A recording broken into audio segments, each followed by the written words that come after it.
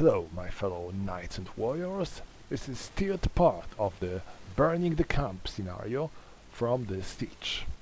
We are in the turn 9. Attackers are in a very limited number now. They lost a lot of their men and they are in a very complicated situation. They have no missile warriors anymore. Both of the longbowmen are dead. So, movement turn. He's not going to move. He will try to spread fire here. Same does him.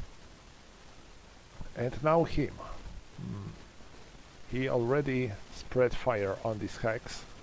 So he wants to burn this trebuchet. But he has only 3 movement points. And moving through the tent and through the woods costs 2 movement points. So he can only move here. Not a very good thing. And that's all. Now, combat phase. Well, no. This knight, he will stay here and he will protect him. So now we have combat phase. So I think that Sir Clarence and Sir Fitzwarren are attacking Greve. They have 17 versus 3. So this is 5 to 1 and 6 to 1 because 2 versus 1. And 3 in the 6 to 1. This is F. He's dead. Okay, Sir Clarence is going to stay here. And Sir Fitzwarren, I think he's going to stay in the trench too. So no advance after combat, and now fire. So he spreads fire on this tent, because it might then move onto the other things. It was siege weapons, I believe, oil. Yeah, oil. And he burns this mongrel. Okay, so now we have enemy actions, and now missile combat phase. I wonder if he has line of sight to anyone. Well, not to him, I believe.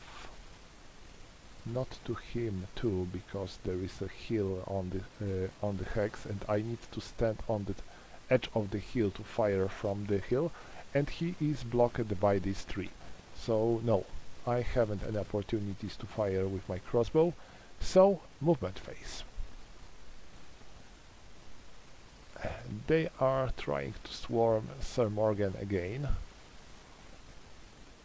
Sir Wulfric moves here.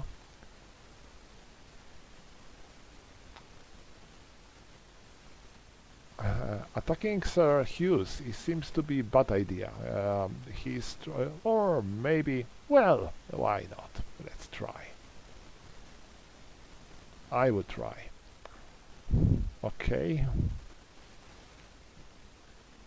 And now he is not moving. He will try to douse this fire here. So that should be all for the movement phase. And now he is trying to douse the flames. So let me check fire table. Dosing. I need 3. So let's make a roll. 9, no effect. And now combat. He has 24 versus 10, so it's 2 to 1. They are on the same kind of terrain. And 2. In the 2 to 1 mounted battle, this is C. Defender retreats 1 hex. Okay. So he moves there. And now, here, 7, 13, 19, 27, and 27 plus 12, it will be... No, he is not going to join this attack. So it's 27 versus 5, so it's 5 to 1, and 6 to 1 because of the numbers. So it's 6 to 1, and 6. This is C. Defender retreats. He cannot retreat, so he dies. And he takes this hex and moves here, and he takes this hex.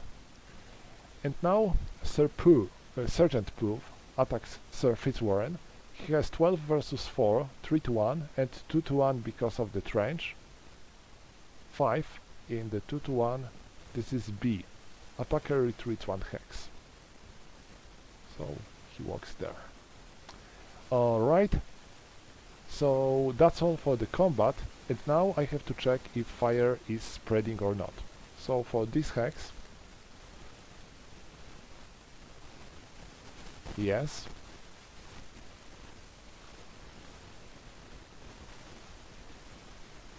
Now for this hex, no. For the middle hex, no. And for the left hex, no.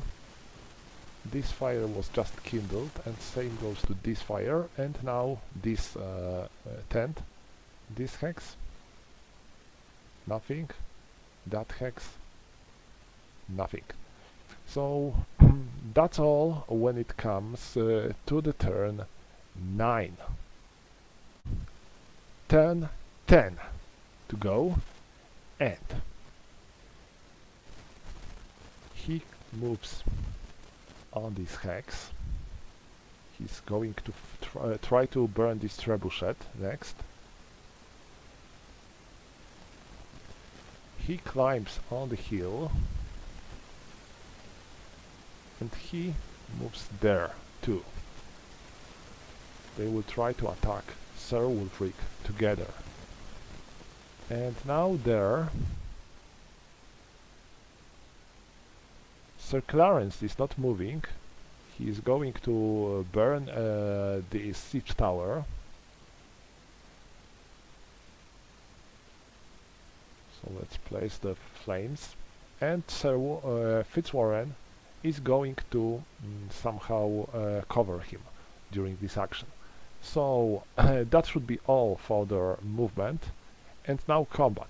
So they are attacking Sir Wulfric together. They have 11, 23, 43 versus 20.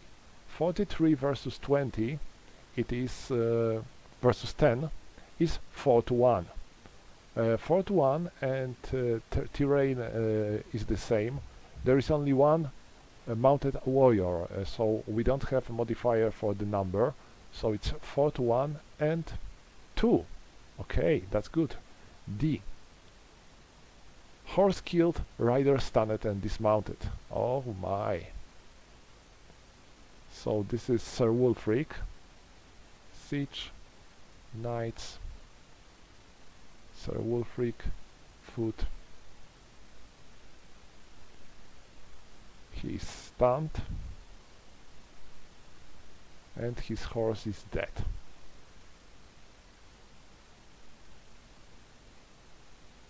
Okay, so he walks 1, 1, 2, and that's all. Sir Fitzwarren is not fighting. And this concludes their movement and their combat. Now, defenders. So, defenders are going to gang on Sir Fitzwarren. 1, 1, 1, 2, 3, 4, 5. 1, 2, 3, 4, 5, 6, 7. They need to do something here, because the situation goes dire. 1, 2, 3, 4, 5, 6, 7, 8. And now, they are attacking Sir Fitzwarren. They have 14 versus 4, so it's 3 to 1. And 4 to 1 because of the numerical advantage. 7, nothing. And no other attacks, no other attacks.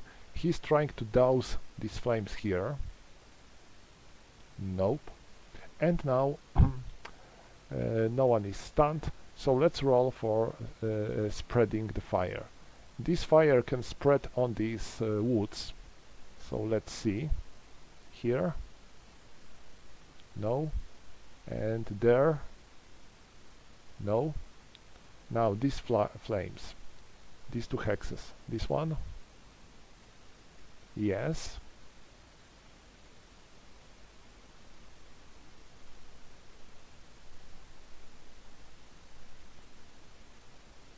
And now that one.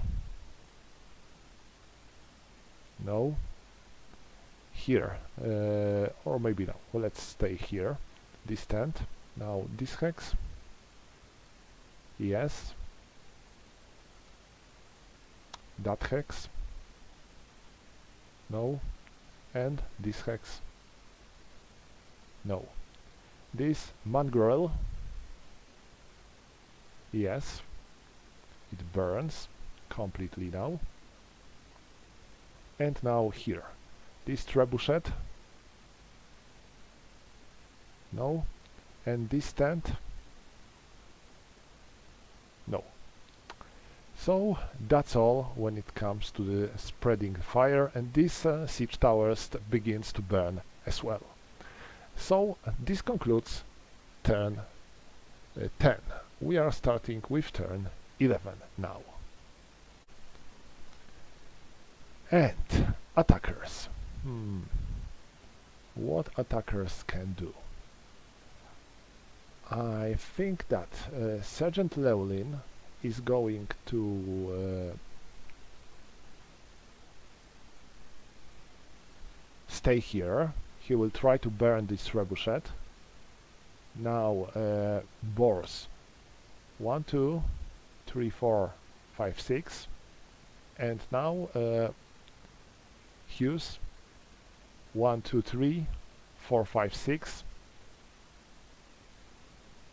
7, 8. And now he tries to burn trebuchet, and he tries to burn this trebuchet.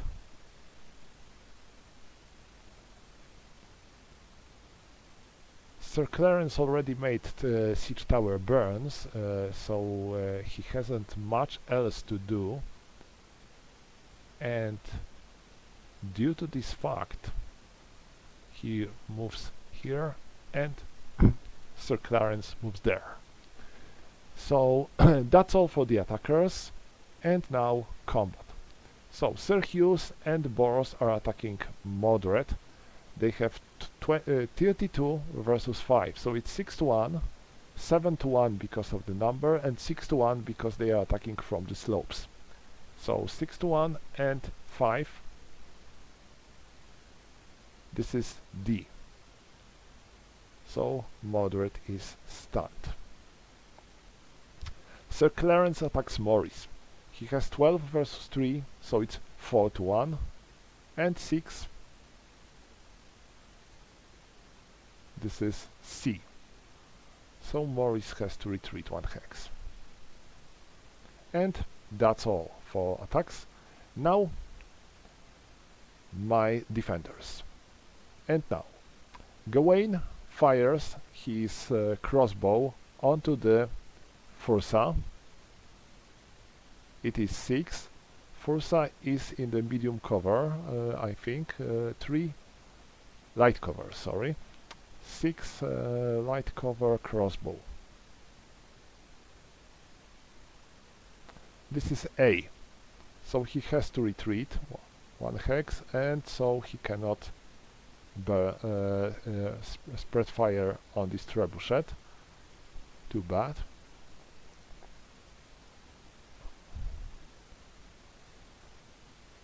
Now movement.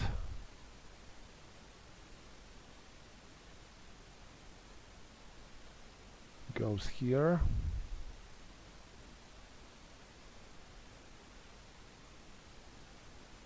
One and one. They are trying to attack him. And this ballista, I think, has no targets. Let me see.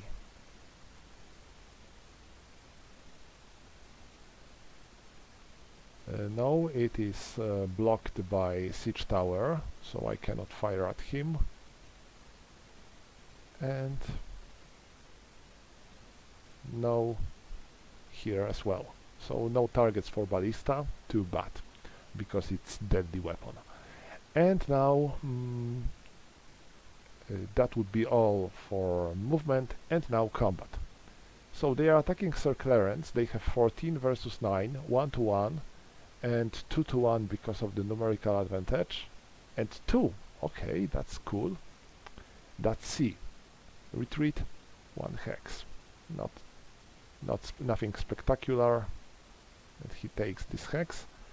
Now Sergeant Puff and Arnold are attacking boars.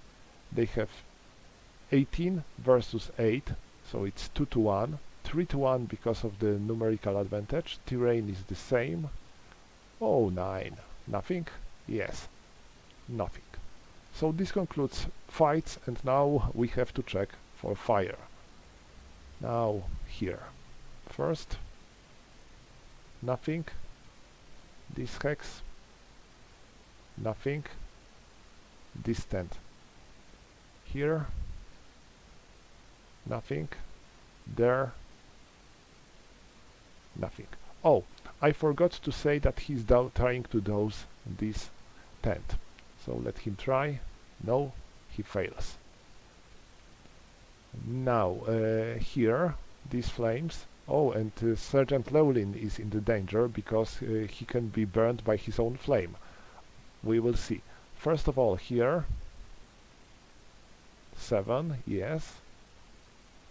So it burns. Now distant. No. And the hex with Sergeant Llewellyn. It burns. Oh my.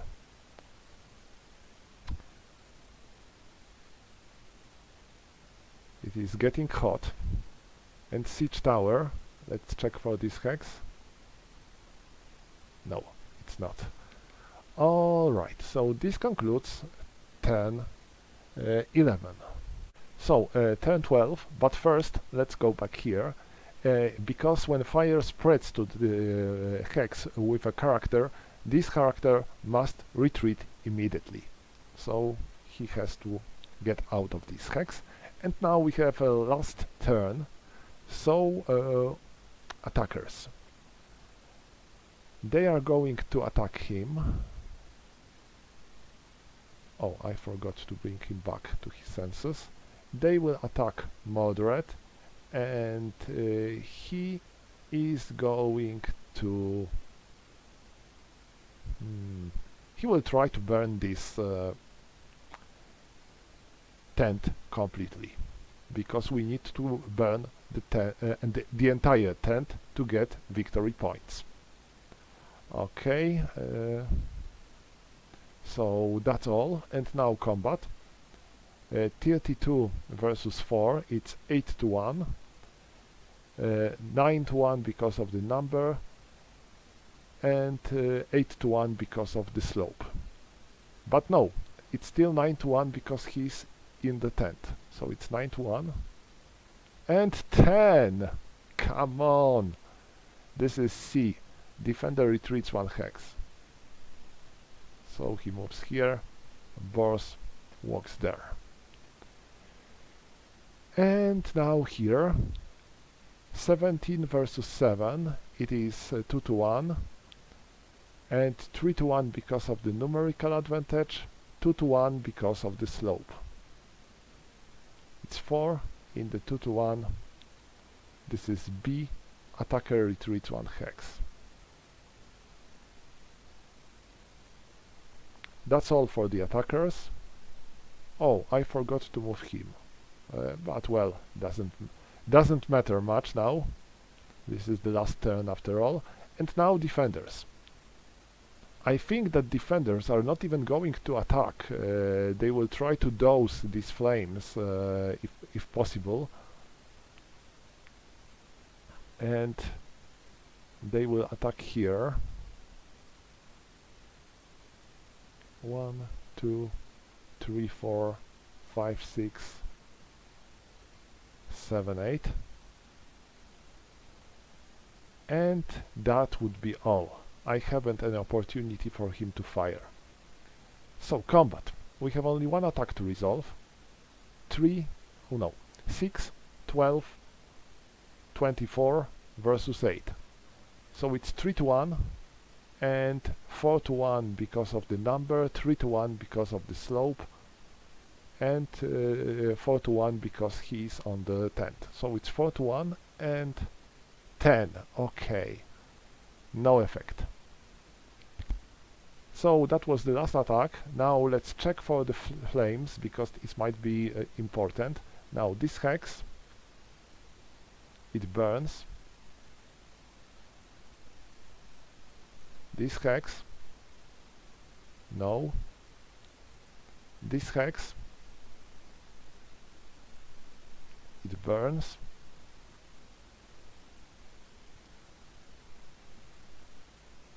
This hex,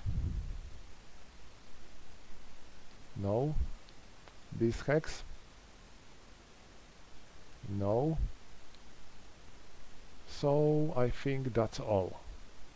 Yes, that's all. We haven't any other hexes that can be burned. Oh, here. Nothing. Okay, so this is the end of the game, and now I have to count the victory points to see who win the battle. Alright, I managed to count all the victory points, and now actually attackers are victorious. Why? Because they get 23 points for burnt stuff like tents, machines, etc. And to win the battle they need to gain 16 points. And the defender must inflict 25 victory points.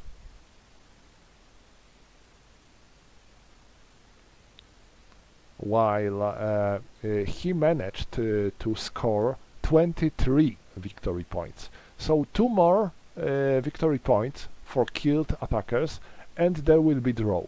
But it is narrow, but still a victory for the attackers. So that was quite an interesting battle because, well, the attackers won mostly due to the flames. If there will be not much of the spreading fire, then who knows, maybe they won't be that lucky because they suffered heavy losses. Even so, they managed to win. I think that the biggest problem was with their longbowmen. They scored some hits, but they were killed very easily and very quickly. I wonder if there was better use for them in this battle.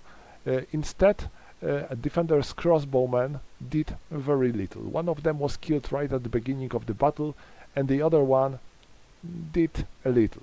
A problem with ballista is that, despite being a very deadly weapon, it can be used in the it cannot be moved. So it can if you are going to set up, you cannot move it for the entire scenario. So that would be all for this battle. It was my third scenario for the siege, so I think I will give myself a break from this game for a while. And that's all for this battle. Goodbye.